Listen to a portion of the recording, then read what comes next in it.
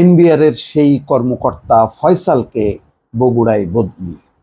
দর্শক, মতিউরের পর আলোচনায় আসে এনবিআর এর প্রথম সচিব কাজী আবু মাহমুদ ফয়সাল। তো তাকে বদলি করা হয়েছে, বদলির মধ্য দিয়ে একটি শাস্তির দৃষ্টান্ত স্থাপন করেছে। আমি জানি না এটা ঠিক কী ধরনের শাস্তি হলো।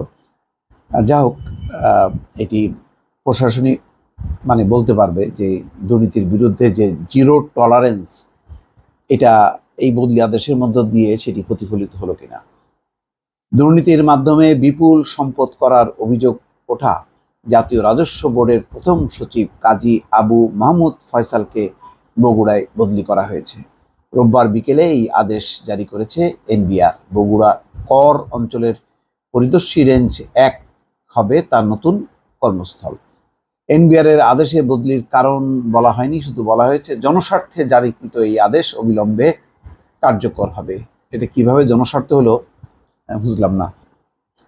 একই আদেশে বগুড়া কর অঞ্চলের পরিদর্শী রেঞ্জ 1-এর অতিরিক্ত কর কমিশনার মোহাম্মদ মনিরুজ্জামানকে এনবিআর এর প্রথম সচিব কর হিসেবে বদলি করা হয়েছে। অর্থাৎ ফয়সালের জায়গায় মনিরুজ্জামানকে পদায়ন করা হলো।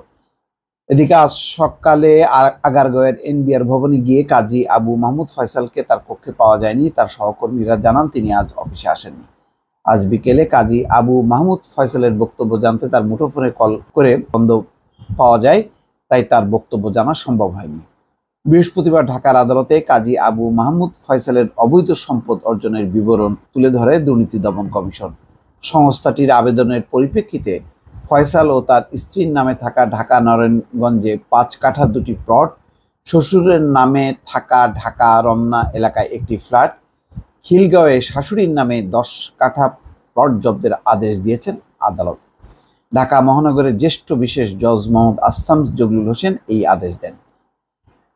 এছাড়া ফয়সাল ও তার আত্মীয় স্বজনের নামে থাকা 19টি ব্যাংক ও একটি আর্থিক প্রতিষ্ঠানের 87টি হিসাব অবরুদ্ধ করার আদেশ দেওয়া হয়েছে।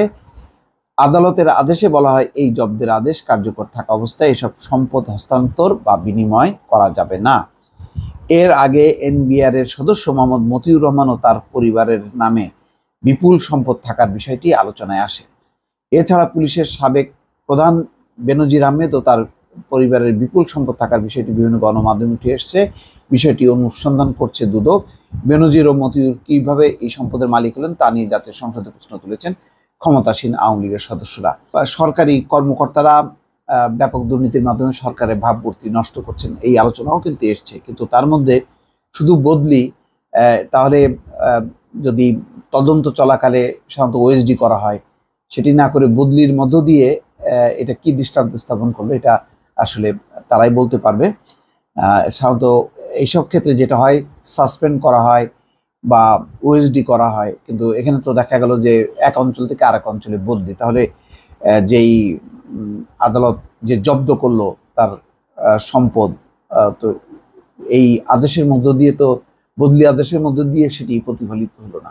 এখন জানি না প্রশাসনের ভেতরে কি চলছে আসলে, বা কি তারা বোঝাতে চাচ্ছেন, এটি সাধারণ মানুষ হিসেবে আমরা আসলে বোধগম্য হচ্ছে না আমাদের ধারণায়। দর্শক, ভালো থাকবেন। আল্লাহ হাফেজ।